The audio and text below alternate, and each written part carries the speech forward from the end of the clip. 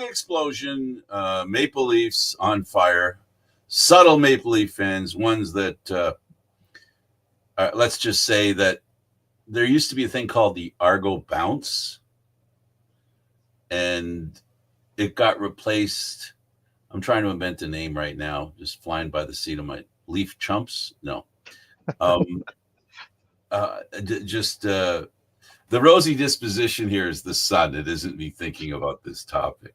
Although this topic does make things kind of rosy up in here because Aaron wants to talk. First thing he wants to talk about, and Aaron is taking total responsibility. I'm not taking any responsibility for this because the tops of Maple Leaf fans are going to explode just with the idea of this thought. There's a report that Kadri would accept a trade to the Canadiens. That's right, the Montreal Canadiens. Kadri, of the Colorado Avalanche that won a Stanley Cup in Colorado, is prepared to go to a team that sits with a real good future, that with a little bit of good fortune and good luck. This is a Montreal Canadian team that is no less in the same place when the Leafs. I'm going to say this. Leaf fans are going to hate me, but they're about where the Leafs were when Austin Matthews got drafted. That's where the Montreal Canadiens are right now. Now, if you're a Leaf fan, you're hoping they're idiots running the asylum there, and they end up with the same result the Leaf fans did in the last 8 years. I'm just afraid to say that I don't think the same idiots are running the Montreal Canadiens that were running the Toronto Maple Leafs. And by idiots, I mean stupid people running the Maple Leafs who destroyed one of the greatest opportunities this franchise ever had. Now, that ends my negative talk about, in the context of the Montreal Canadiens. So, Aaron, now that I've said all that, everybody's upset with me because of what I just said. So I was just covering your ass. I hope you understand that. Oh, no, I appreciate you taking a bullet for me, Frank. That was very kind of you. Because you have to admit, if you're a Leaf fan, Kadri going to Montreal, it raises a specter that you really don't want to think about. Well, hey, here's what I think is most interesting in all of this is that the Leafs and the Habs have been consistently linked to a whole bunch of players, and the most consistent one in this particular case has been Kadri. However, the Montreal Canadiens are currently $4.5 million over the cap. Now, that's fine for now. They just have to make sure that they're under come opening day. Their current cap hit is $100 million. $119,167 to be precise. They've got Patrick Laine for another year at $8.7 million. They've got Nick Suzuki sewn up till 2029, 2030 at $7.875 million. Keeper and the Paul Field keeper. What's that? I'm sorry, just gonna keep up with the deference to Laine. Is a guy they maybe don't want anymore. So he's a guy they'll want to keep. He's a great player. Now, my question would be then as how Winnipeg would feel if he was back in the West. If Laine were to get traded out to Calgary, he would be back in the Western Division or the Western Conference. They'd have laughs more often. Yeah, that's fair. But I don't think Laine's anybody to worry about. Anybody who has him is just hoping he returns to his old form. He just doesn't appear to have it. He just doesn't have it. And even when he does, he has bad luck. I don't want to make it sound like there's something wrong with him. He has bad luck too with injuries, inopportune moments for injuries. This guy's snake bit. Be good to see him get a chance somewhere where, he somehow changes his luck. Maybe Toronto. And you wonder if there may be a way for the Habs to get out under that if they facilitate a trade with Calgary for Nazem's $7 million for another 7 years or however many years are left in his contract. That is certainly a possibility, and I know Nick Kypreos certainly feels very strongly that they are in the mix for it. But yeah, according to Kypreos, the Habs and the Leafs are two of the teams that Kadri appears to be willing to waive his no movement clause for to join either. So it would certainly see a lot more for Leafs fans, though, to see one of their legends go to another team. You know, the silly season isn't over yet. You never know what's going to happen. Why is Kadri so important? Kadri's important because he has, it's not just the style of play which suits the playoffs. He has what a lot of times people talk about, and this is hard to associate with a Maple Leaf, right? He has Stanley Cup experience. Saying he's a Maple Leaf and a former Maple Leaf and he has Stanley Cup experience is an anomaly in itself. The other issue that you run into here is he's in year 4 of a 7-year contract, and he's currently 34 years old. By the end of it, he's going to be 38. I he's physically challenged. I think he seems to be still, able to be physical. He moves pretty well around the ice, and he's always been a smart player and only gotten smarter. Oh, 100%. He's always been one of the players to take advantage of any situation that he's been put in and exploit opportunities when it comes to open ice. If the Leafs fit him under their cap, if he does not solve the Marner problem, he solves 2 Marner problems. One, the departure of Marner, and the other, the presence of Marner. He solves both those problems because he's a far better player than Marner is when it comes to wanting to win a cup. No, that's fair. And having gotten a taste of it with Colorado, I think there's the very real possibility that he could potentially lead them back to the promised land at some point. And by lead them back, I'm talking about the crew that he's got coming up with him in Calgary. So, I mean, can you? They aren't exactly shy on good players there. So, second line center. I mean, he'd be punching, below his weight. Because, in Calgary, he's their number 1 center. And if you give him an opportunity to succeed like that, well, he'd certainly be a little more sheltered if he came to play for the Leafs just because of who we've got up front as it is. You bump Tavares down to third line, you keep Kadri up on the second, give him a little bit more shelter, and you never know what might happen. So, well, if you're playing Florida in the first or second round or third round, depending on how the playoffs work out, if the Leafs make the playoffs, I'd love to have, if I was the Leafs, I'd love to have a Kadri on the team playing Florida.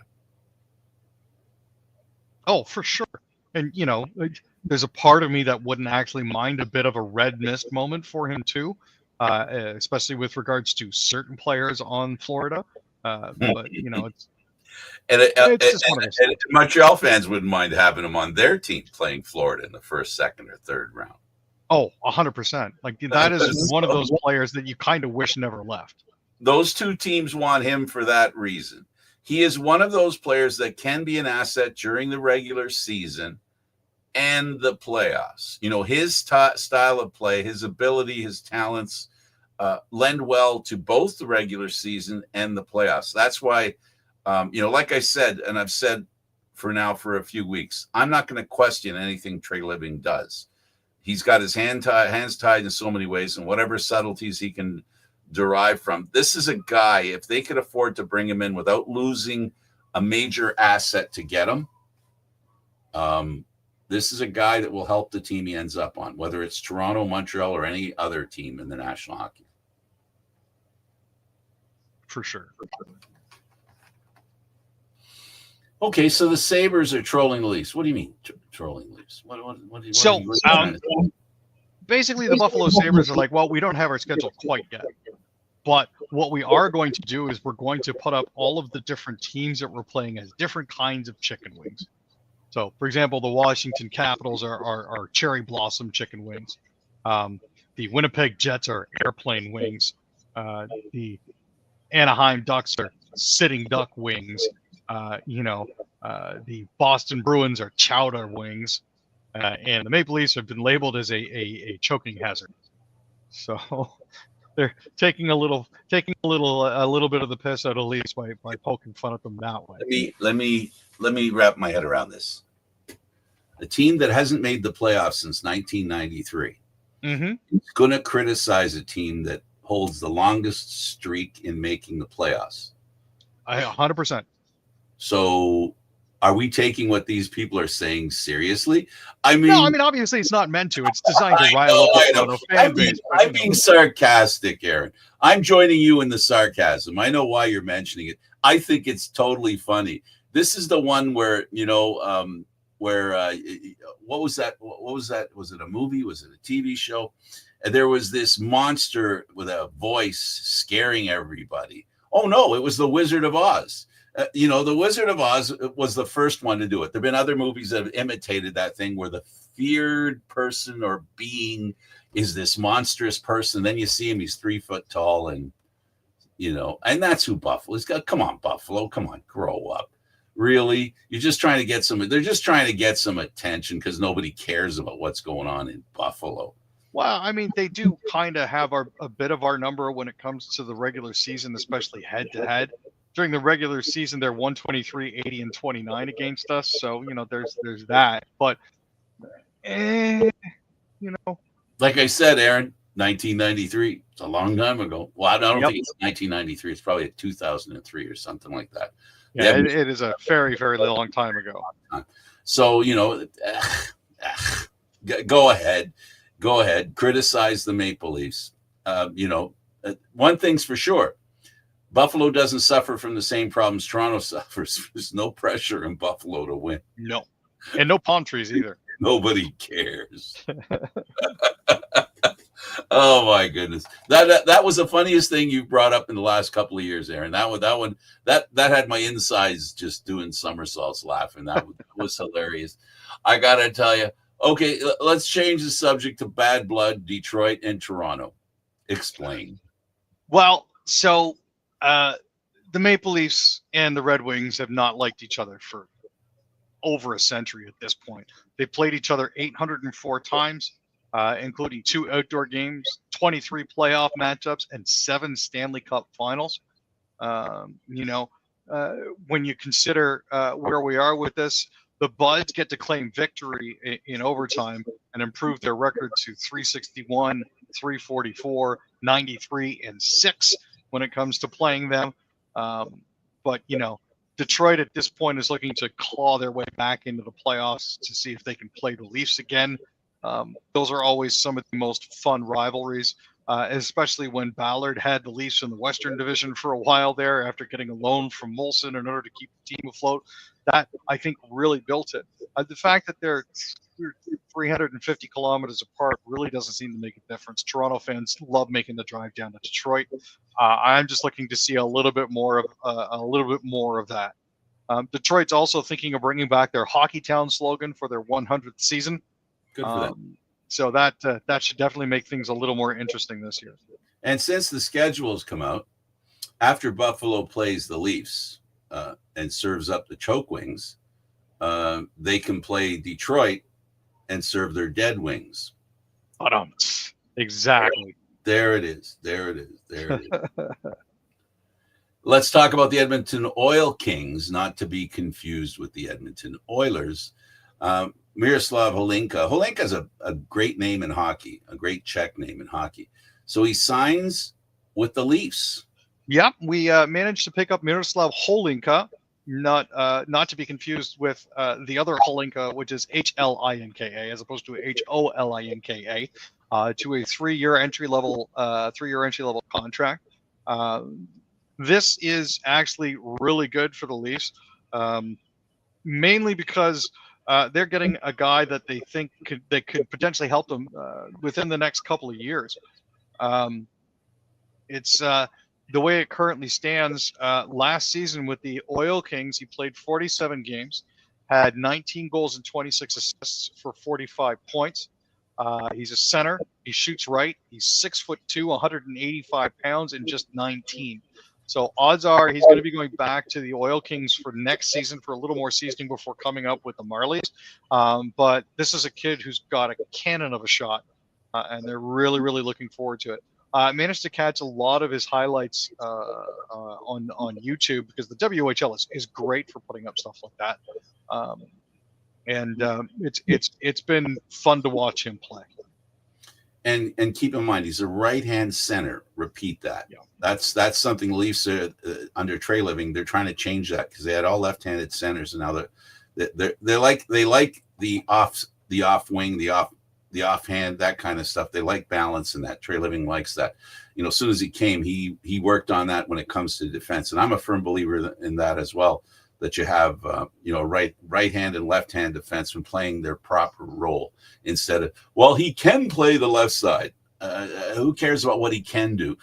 We want to know what he does well, and that's what we need him to do. So good for them that he's a great player. And speaking of Leaf defense, I don't know, Aaron, if a reclamation project will answer the Leafs' prayers, but apparently the reclamation project known as Erik Karlsson, it seems to be getting a little more real. Yeah, this is one of those stories that sort of got tossed around as a bit of a throwaway thing in conjunction with, hey, what's going on with the Penguins and Crosby and Malkin and all of that sort of fun stuff. His future in Pittsburgh definitely remains a question mark.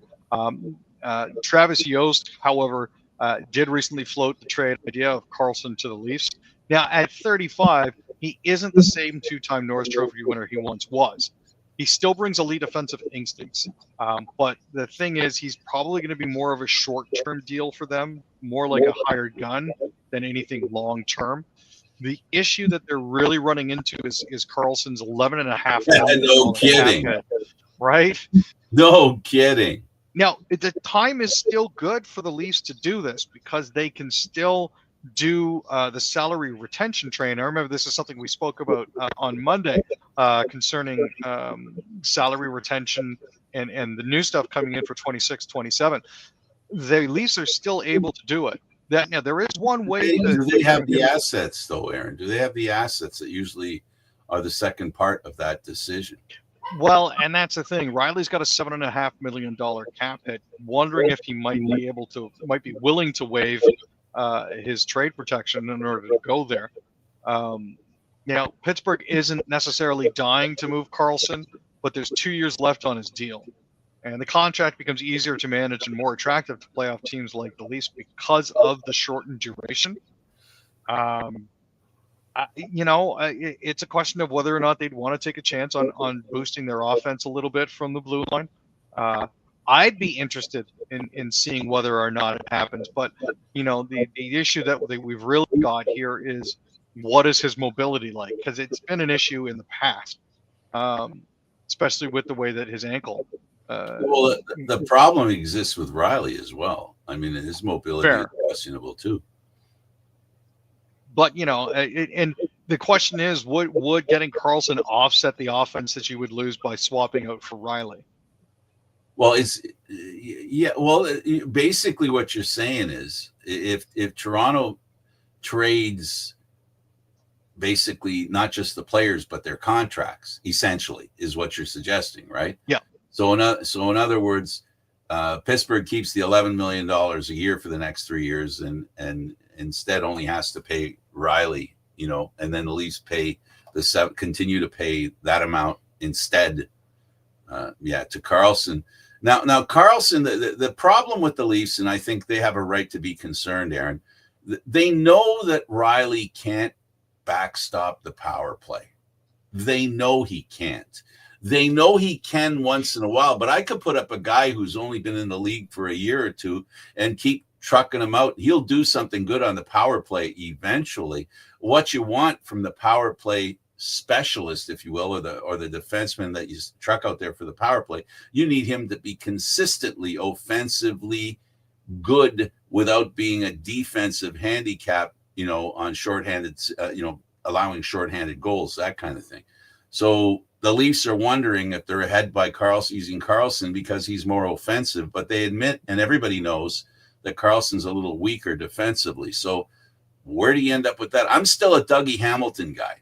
I still think Dougie Hamilton, if they can get him, that's the guy that I'd want besides the fact that he's healthier, he also has a little more grit, which would come in handy in the playoffs, because that's all I seem to think about. The Leafs may not make the playoffs this year, but if they do, I'd like to see them, on behalf of Leaf fans, play playoff hockey better.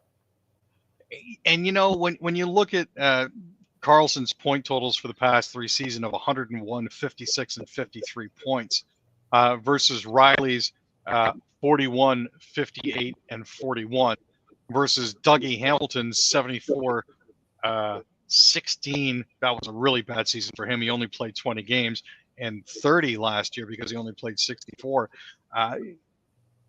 As much as I'd love to have Hamilton's physical presence, I think it might be better off if we stuck with Carlson, if we were to try to swing a trade for him. So, I mean, realistically, I'd love to see Erik Karlsson here. That beloved facial hair needs to be in Toronto at some point, especially for an epic playoff run. But I just don't know how feasible it's going to be. And games in Ottawa. Oh, and for games in Ottawa. Oh my God, that would be lovely. There you go. Okay, let's go over to the other sports, and let's talk about Major League Baseball. And the All-Star game happened, and the game was won with a shootout. I mean, not a shootout. It was Major League Baseball's homage to the way hockey games end with a shootout. Instead, this was home runs. A swing off, if you will. Basically, it was tied 6-6 by the end of the ninth. Instead of extra innings, they decided, let's call it a swing off. For the swing off, each player sends 3 players to the plate with 3 swings each, creating basically a mini home run derby to decide the game.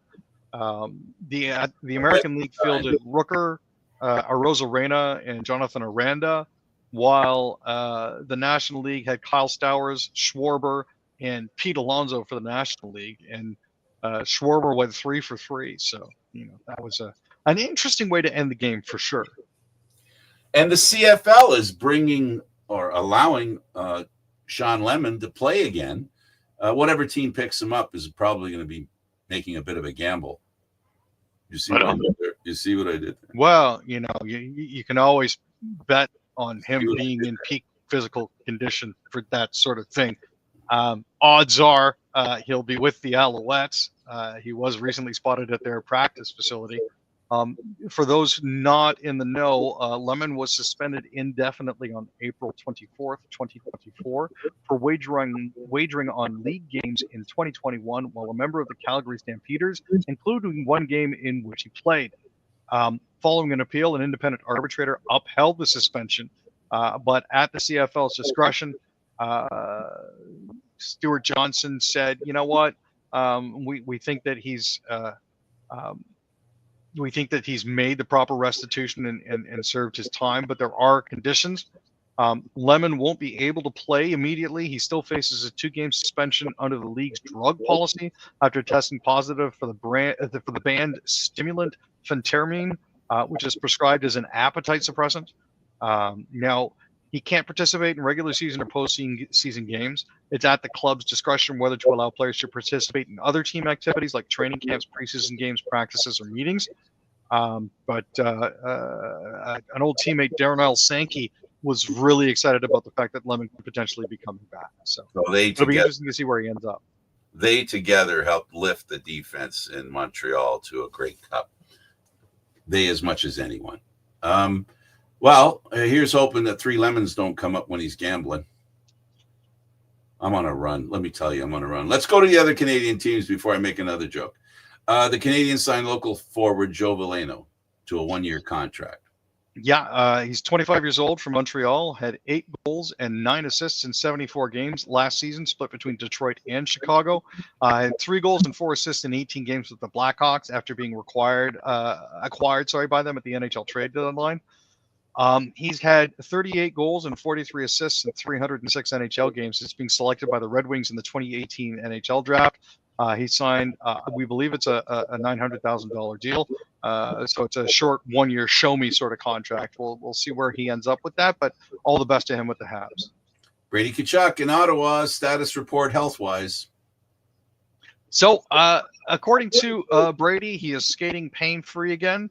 and he says he's fully recovered from the injury that plagued him through the last couple of months of the 24-25 season, which apparently he managed to pick up, I believe, during the Four Nations.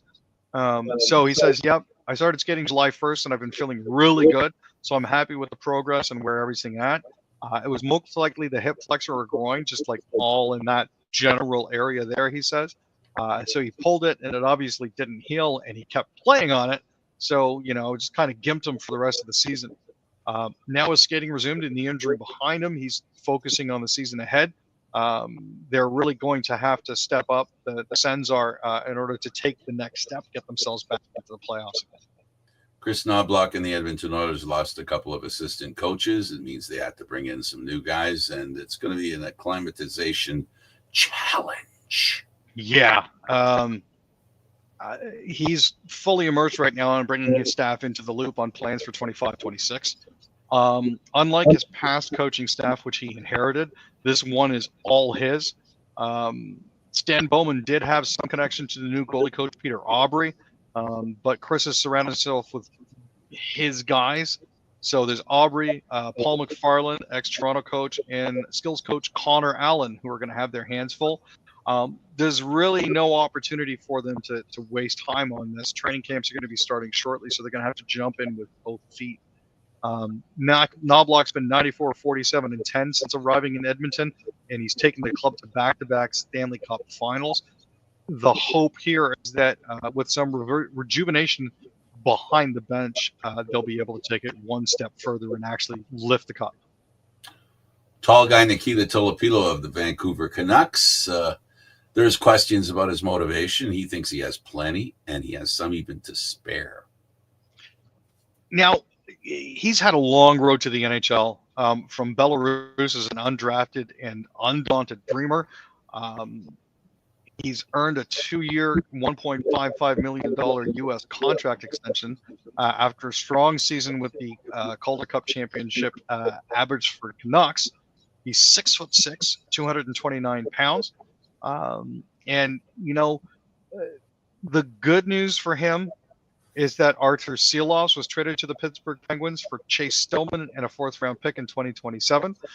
That gives him room for a little more ice time.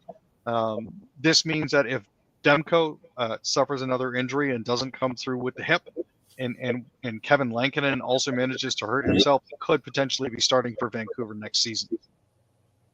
But still, they won the AHL championship. The farm team won that. A lot of attention there. It'll be interesting. And you know what? Tall is in. What can you say? On a news front, I got to mention this for those of you that are Trump fans, of which I am. I'm a Trump fanatic. I think the guy is as interesting as it gets.